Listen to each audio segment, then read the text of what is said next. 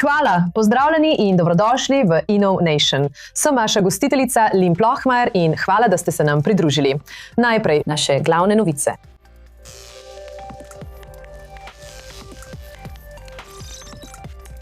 Poslovite se od alergij.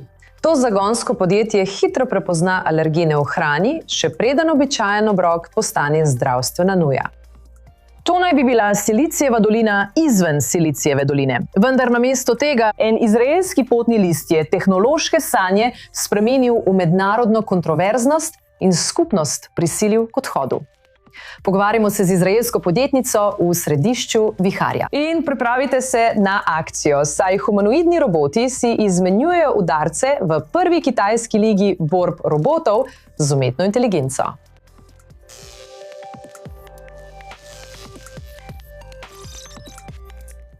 Za približno 220 milijonov ljudi po svetu, ki živijo s prehranskimi alergijami, je lahko hiter obisk trgovine odločitev med življenjem in smrtjo. Zdaj nova aplikacija z umetno inteligenco upa, da bo odpravila ugibanja pri vsakem nakupu. Za več informacij se mi zdaj pridružuje Alon Mason, ste ustanoviteljica snackpro.ai. Hvala, da ste danes z mano. Začnimo danes z vašo predstavitvijo. Imate 60 sekund za kratko predstavitev. Torej, ko ste pripravljeni, o čem je vaše zagonsko podjetje? Hvala, Linda. Vesel sem, da sem tukaj. SnackPro je bil razvit, ker ima moja hči Melisa življenjsko nevarne alergije na hrano in okoli vsakega obroka je veliko tesnobe in stresa. In še posebej, ker radi veliko potujemo po svetu, ko ji želimo dati nekaj iz supermarketa, je pogosto zelo težko razumeti, ali določena hrana, ki jo želimo kupiti, vsebuje alergen, ki bi jo lahko prizadel ali ne. Zato sem razvil SnackPro, ki je aplikacija na telefonu, kjer samo slikate izdelek ali hrano, pripravljeno hrano ali pakirano hrano, ki jo želite, in v nekaj sekundah vam pove, ali vsebuje alergen, ki je nastavljen v vašem profilu. Kot ste omenili, 220 milijonov ljudi po vsem svetu trpi za alergijami na hrano. Samo v ZDA pa je to 10% prebivalstva. Približno 33 milijonov ljudi in zato bi ta aplikacija lahko potencialno pomagala reševati življenja. Ali je ta aplikacija prilagojena tudi posebnim prehranskim preferencam? Tako da ne spremlja samo alergij na hrano, ampak uporabljamo isto tehnologijo, ki jo poganja umetna inteligenca za prepoznavanje drugih značilnosti hrane, ki jih ljudje morda želijo spremljati. Tako pokrivamo tudi košer in tudi visoko vsebnost sladkorja, visoko vsebnost nasičenih maščob in druge hranilne profile, ki jih morda želite spremljati, vključno z glutenom. Tako spremljamo več kot 10 različnih profilov, da ljudem pomagamo uživati hrano, ki jo želijo, na najvarnejši možni način. Torej, omenjate, da lahko ta aplikacija spremlja tudi druge vrste skupin živil. Kako vidite prihodnost te aplikacije? Bo morda postala tudi osebna, mogoče prehranska asistentka z umetno inteligenco? Lahko bi bila, in to je del naših ciljev, že zdaj ima funkcijo štetja kalorij, ki jo veliko ljudi išče pri vsakem obroku, da so prepričani, da so v skladu s svojimi cilji glede vnosa kalorij. Nedavno smo dodali tudi profil tveganja za nosečnost. Tako lahko nosečnice, ki se želijo izogniti ribam z visoko vsebnostjo živega srebra, nepasteriziranim izdelkom in nekaterim drugim živilom z visokim tveganjem, to storijo tudi prek funkcije za nosečnost v sami aplikaciji. Cilj pa je, da ljudje, ki trpijo zaradi življenjsko nevarnih alergij na hrano, uporabljajo aplikacijo za zmanjšanje tesnobe. In posttraumatsko stresno motnjo, ki jo resnično doživljajo ob vsakem obroku. Zveni kot neverjetna aplikacija in prepričana sem, da zelo pomaga tudi vaši hčerki. Alon Mason, ustanovitelj TechPro.ai, hvala, da ste bili danes z mano. Najlepša hvala. Zdaj lahko umetna inteligenca piše, programira in ustvarja slike. Ampak ali lahko ustvari tudi umetnost? Nova razstava v Tel Avivu to vprašanje postavlja v ospredje in združuje približno 30 umetnikov, ki uporabljajo umetno inteligenco za ponovno opredelitev ustvarjalnosti. Naša dopisnica za E24 News iz francoskega kanala, Deborah Benayoun, si je šla ogledati razstavo. Slavnostna otvoritev doživljajske družinske razstave. Da, prihodnost. New York, pojdimo. Kaj pa, če bi se prihodnost umetnosti pisala skozi tehnologijo? Tukaj v središču Tel Aviva ni belih sten. So le neskončni, dinamični zasloni. Potopitveno vzdušje, kjer je umetnost mogoče slišati, videti, se je dotakniti in kjer prenaša močna sporočila. Ko so me prosili, naj pripravim razstavo o izbirah. Moja misel je bila, da imamo v digitalnem svetu veliko izbir, ki za seboj puščajo sledi. Zato sem razmišljala, kako lahko digitalno umetnost in delo prevedemo v nekaj, kar bo bolj primerno za otroke. Bo videti bolj kot čarovnija, za nas odrasle pa bo tako, kot da lahko vidimo sled v digitalnem svetu. Zato sem ustvarila nekaj, kar bo videti kot matrični dež, pa da binarna kode.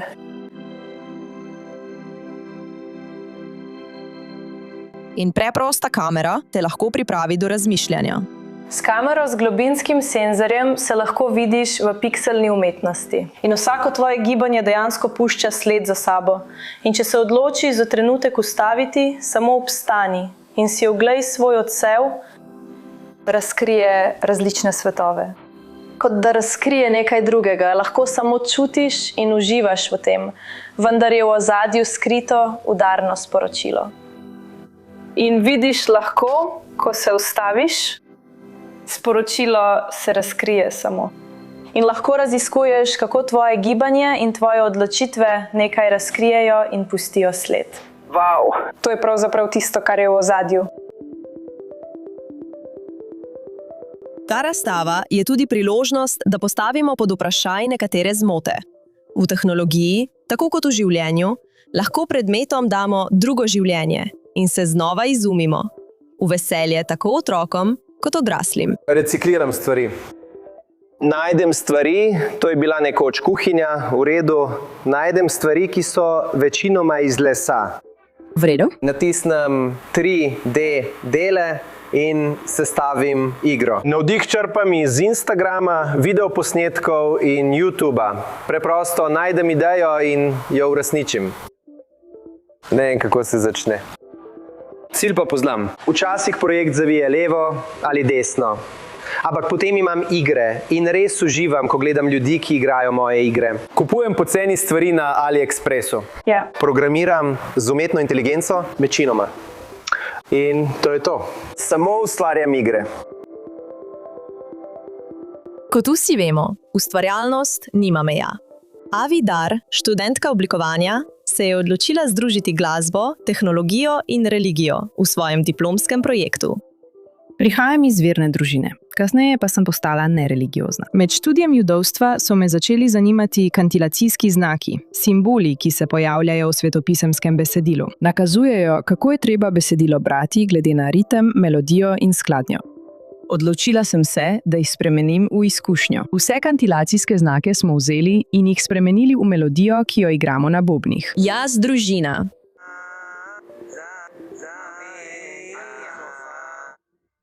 Za vizualni vidik sem črpala navdih po metodi Kandinskija. Slišal je zvoke in jih prevedel v izkušnjo oblik in barv.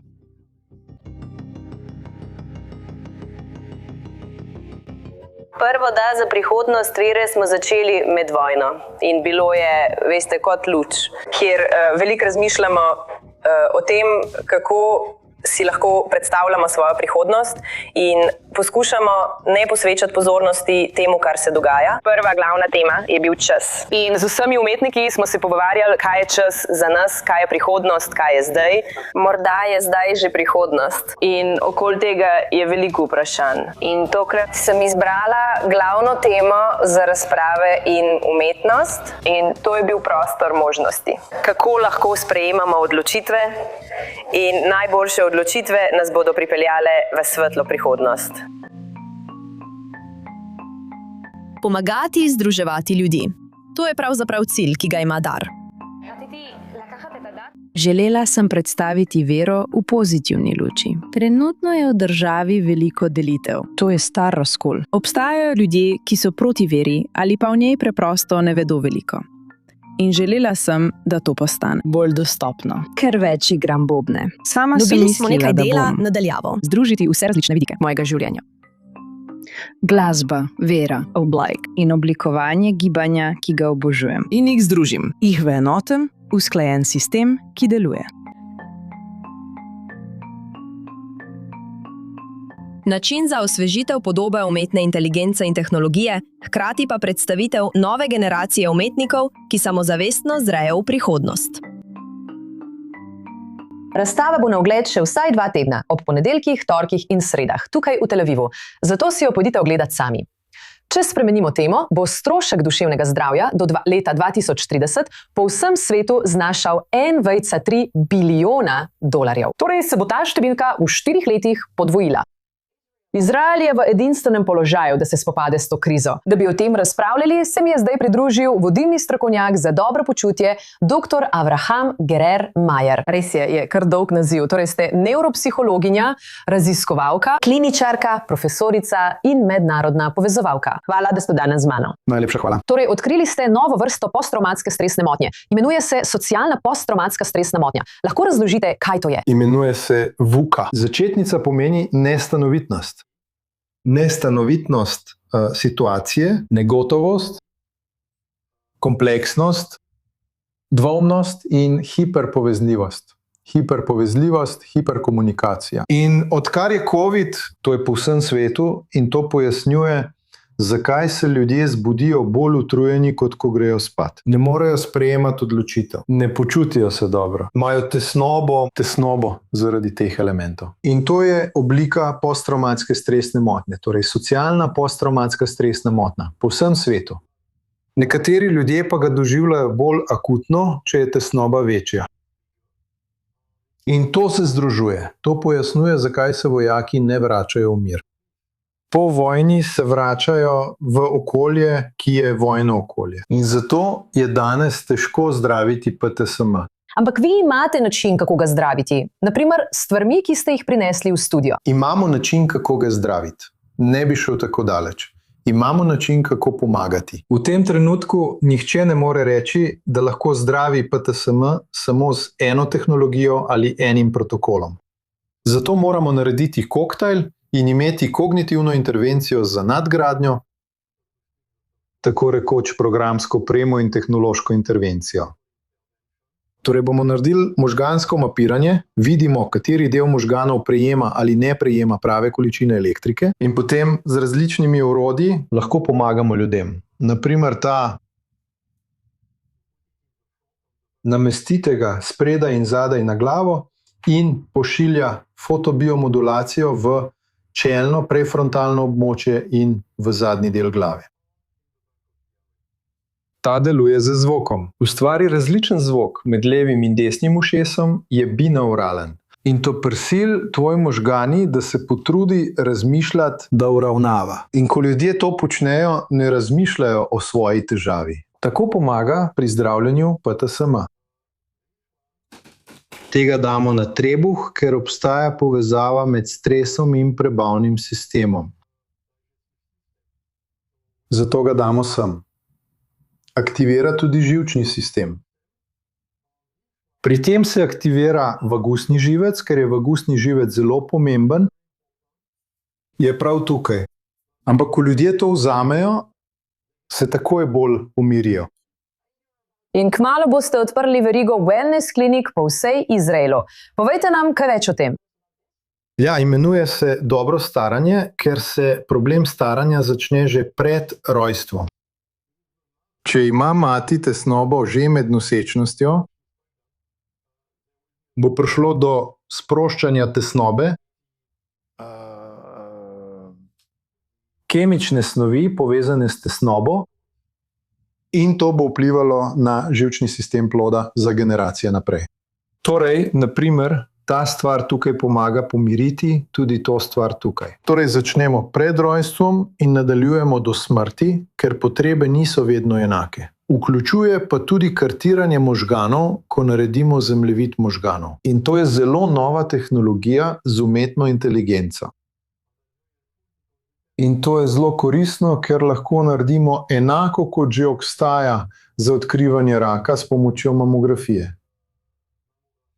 Rak lahko odkrijete zelo zgodaj. Duševno bolezen lahko odkrijemo zelo zgodaj. Zato zagovarjamo tovrsten koncept. In ena država, ki je to sprejela prej kot druge, je bila Romunija. V Romuniji zdravimo več kot 100 000 ljudi in je zelo uspešno. Tako vzpostavljamo sodelovanje med Romunijo in Izraelom. In zelo zanimivo je, da sodelujemo na univerzah pri raziskavah v klinikah. In ugotovili smo, da to soglasje, to sodelovanje se hitro širi. Ker obstajajo države, ki so del Abrahamovega sporazuma. In druge države v Evropi, celo v vzhodnji Evropi, ki jih zanima sodelovanje. Tako smo po naključju odkrili, da je Izrael dober v diplomaciji na področju duševnega zdravja. In to nam je pomagalo sodelovati z mnogimi državami. Nismo imeli nobenih težav, kot jih imamo danes z Izraelom na mednarodni ravni. Da vendar upamo, da se lahko ta diplomacija dobrega počutja razširi tudi na Bližnji vzhod in morda ustvari razširitev Abrahamovih sporazumov. Najlepša hvala, da ste bili z mano. Ste vodilna strokovnjakinja za dobro počutje, dr. Auram Gerar-Mayer. Hvala, da ste bili danes z mano. Najlepša hvala. Zdaj pa v svet kibernetske varnosti. Eno samo preprosto besedilno sporočilo je zdaj ena največjih groženj za potrošnike, saj postajajo phishing prevare, ki jih poganja umetna inteligenca, vse bolj prepričljive in pogoste. Novo izraelsko orodje ljudem omogoča, da se z nekaj kliki uprejo tem grožnjam. Več v tem prispevku. V zadnjih 2 letih so phishing prevare eksplodirale, saj je bilo zabeleženo osupljivo 2500% povečanje lažnih besedilnih sporočil in več kot 15 milijard kibernetskih napadov po vsem svetu. V Izraelu, kjer so državljani pogosto tarča prefinjenih prevar, je grožnja postala del vsakdanjega življenja. Obstajajo 3 glavne države, ki so bile napadene. Prva je seveda Združene države Amerike, druga je Anglija in tretja je Izrael. Toda med vojno je Izrael postal številka 1. Večina napadov lahko pride iz Rusije, Kitajske, z Bližnjega vzhoda. Če govorite o civilnem segmentu, torej o množičnem trgu, glavni napad pride prek SMS sporočila. Povprečno v Izraelu vsak povprečen civilist prejme 3 takšna sporočila vsak teden. Skoraj 70% ljudje prejmejo ta sporočila, te e-maile, včasih tudi klice. To odobravajo sami kupci. In včasih izgubijo veliko denarja. Lahko se začne z 1 šeklom in naraste na več kot 10,000 šeklov ali celo več. Zdaj se je eno največjih izraelskih podjetij za kreditne kartice, Max, povezalo s podjetjem za kibernetsko varnost Cyvor, da bi se borili proti temu. Skupaj so lansirali platformo, kjer lahko vsakdo z le nekaj kliki prijavi sumljiva besedilna sporočila ali e-pošto. Pravkar sem prejel sporočilo, SMS sporočilo od izraelske pošte. Dejansko sem naročil paket in tukaj piše, da moram plačati približno $50, da ga prevzamem. Namesto da bi kliknili povezavo, uporabniki preprosto kopirajo sumljivo sporočilo v platformo. Cyvorjeva umetna inteligenca ga analizira v nekaj sekundah, da ugotovi, ali gre za del phishing prevare in ljudem pomaga prepoznati goljufiva sporočila, še preden postanejo žrtve. Če je nekdo že postal žrtev prevare, je hitrost ključnega pomena. Prej ko je goljufija prijavljen, večje so možnosti, da se plačilo ustavi. V trenutku, ko ste prejeli SMS in ste šli na spletno stran Max, ste ga vnesli in recimo, da je zlonameren. V tistem trenutku se to prenese na Izraelski kibernetski inštitut. Oni vedo, kako ustaviti takšne kampanje. Spletna stran Max lahko vidi, da trenutno poteka kampanja, zato lahko o tem obvestijo tudi svoje zaposlene in svoje stranke. Če želijo, lahko celo ukrepajo, da to ustavijo na svoji strani. Torej je to trikotnik, ki vse opravi samodejno. In spet res enostaven za uporabo. Ker kibernetski kriminalci še naprej uporabljajo umetno inteligenco, da naredijo phishing prevare bolj prepričljive, orodja, kot je to, lahko postanejo ključna prva linija obrambe. Zato obiščite spletno stran Max in preverite vsa svoja sumljiva sporočila. Ne samo iz Izraela, ampak od kjerkoli na svetu. Zdaj pa k nori zgodbi. To naj bi bila Silicijeva dolina zunaj Silicijeve doline. Tehnološki podjetnik in nekdanji tehnični direktor podjetja Coinbase, Balaji Srinivasan, je verjel, da je v Maleziji našel popoln dom za svojo ambiciozno, nomadsko, izobraževalno skupnost. Toda potem, ko se je tehnološki skupnosti pridružil izraelsko-ameriški podjetnik Tevil Rahmani, se je vse spremenilo. Tevil je bil zaradi svojega izraelskega državljanstva prisiljen zapustiti državo, kar je projekt pahnilo v kontroverze in na koncu prisililo Network School, da se preseli. Za več o tem, zdaj se mi pridružuje izraelsko-ameriški YouTuber Tevil Rahmani, znan tudi kot Nomad Tev. Tevil, hvala, da si danes z mano. To je nora zgodba. Prosim, povej mi, kaj se je zgodilo. Ja, hvala, da ste me povabili. Ja, tako da sem odletel v Malezijo, v Network School, da posnamem video. Zdaj, moja mama, ki je tudi izraelsko-ameriškega porekla, jaz sem rojen v Izraelu, ona se je priselila v Izrael, odletela sva v Network School. Sem ustvarjalec, sem YouTuber. Zato sem šel posnet video o tem, kako se pridružujem skupnosti. Posnamem veliko videov, eden od mojih videov je bil v hasidski skupnosti v Brooklynu, ko sem objavil ta video. Takrat sem že bil izven Malezije. Približno teden ali dva potem, ko sem objavil video, je nekdo komentiral eno od mojih objav na Instagramu, ki sem jih naredil za ta video. In vprašal je, ali sem Izraelec. Zdaj, očitno sem Izraelec, imam pa tudi objavo iz hasidske skupnosti, kjer sem oblečen v hasidsko opravo. Tako da je bilo težko skriti dejstvo, da sem Izraelec in Jud. Na to so v bistvu objavili posnetke zaslona iz mojega videa in zapisali, da je Izraelc v Maleziji snemal video o Network Schoolu. Napada Network School, napada Izraelca. In lahko vidite zelo lepe komentarje, ki sem jih dobil od mnogih teh ljudi, zelo grde komentarje, kjer so mi govorili, naj grem stran in veste, cionistični Jud in vse te čudovite, lepe stvari. In to je v bistvu povzročilo, da so malezijske oblasti šle v Network School in preverile potne liste ljudi po burnem odzivu ljudi v Maleziji, kar je v bistvu prisililo vlado, da ukrepa. Torej niso našli Izraelcev, po mojih informacijah tam ni bilo Izraelcev, vendar ne vem, ali so morda uporabili drug potni list, ker je očitno, da moraš imeti drug potni list, da vstopiš v Malezijo. Ampak to je povzročilo, da je Balaji, lastnik Network Schoola, da je v bistvu začel iskati in prositi za memorandum o soglasju, veste, nekakšen dogovor z malezijsko vlado. Da skrajšam zgodbo, bilo je nekaj izmenjav, Balaji pravi, da bo umaknil svojo izjavo, želel je vložiti še $120 milijonov v Network School, da bi jo razširil in mislim, da se to ne bo zgodilo. In podpisal je novo pogodbo z vlado Kazahstana za odprtje nove lokacije tam. Tako ni jasno, ali bodo vse skupaj preselili ali pa bodo odprli dodatno lokacijo. Kroži veliko govoric, ampak ja. In ali je Balaji sam reagiral ali pa Network School, če smo natančni? Torej nisem dobil neposrednega odgovora od njih, ampak lahko greš na njegov Twitter in je reagiral. Objavil je velik odziv, približno 30-minutni odziv in v bistvu podpira sebe in ljudi tam. In je znan kot pristaš Izraela. Ne preveč javno, ampak ima izraelske vlagatelje in vedeli so, da tam snemam video, tako da so mi dovolili narediti ta video.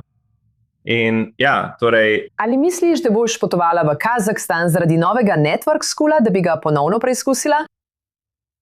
Mogoče, bomo videli, kako bo to. Vsekakor se ne bom vrnil v Malezijo, zdi se, da me tam ne marajo, ampak sem bil velik oboževalec Network Schoola. Mislil sem, da je bil to odličen projekt in žal mi je, da je povzročil takšen kaos. Seveda, to ni moj namen v mojih videih. Poskušam povezovati ljudi in prikazovati dobre strani ljudi, ne glede na politiko in vse to. Zato mi je žal, da je povzročilo ta kaos, ampak mogoče bom šel v Kazahstan, kdo ve. Sivul Rahmani, znan tudi kot No Metal, ste YouTuber in izraelsko-ameriški podjetnik. Hvala, da ste danes delili svojo zgodbo. Najlepša hvala. Zdaj OpenAI še bolj utrjuje svojo prisotnost v Izraelu. Podjetje, ki stoji za ChatGPT, odpira svojo prvo lokalno enoto v Izraelu in vstopa v močan izraelski startup ekosistem, saj se tekma za umetno inteligenco za podjetja zaostruje. In naslednje veliko področje je zdravstvo. OpenAI je izbral izraelski medicinski center Sheba za svojega prvega bolnišničnega partnerja zunaj ZDA in opremi zdravnike z najnovejšimi orodji umetne inteligence, zasnovanimi za preoblikovanje prihodnosti medicine. Poleg tega ChatGPT zdaj uvaja zdravje v ChatGPT za uporabnike v ZDA, saj se vsak teden več kot 300 milijonov ljudi obrne na ChatGPT z vprašanji povezanimi z zdravjem. In za konec še to, pozabite na MMA. Kitajska je pravkar lansirala prvo borilno ligo humanoidnih robotov na svetu. V Shenzhenu se je 32 ekip pomerilo v oktagonu z enakimi roboti, ki jih poganja umetna inteligenca in tekmovalo za nagrado v višini $1,5 milijona. A to ni samo robotski kickboks. Inženirji pravijo, da vsak udarec in vsak padec pomaga izboljšati umetno inteligenco ter nas približuje gospodinjskim robotom, ki bodo lahko pomagali pri opravilih in se celo čustveno povezali z ljudmi. Torej, to bo zabavno. Samo poskrbi, da te eden od teh robotov ne bo pretepal, medtem ko ti bo prav perilo. In to je vse, za kar imamo danes čas. Sem vaša voditeljica Lynn Plahmajer. Pridružite se nam prihodnji teden za povsem novo epizodo Inovacij. Hvala, ker ste gledali in želim vam čudovit dan, kjerkoli ste iz Tel Aviva.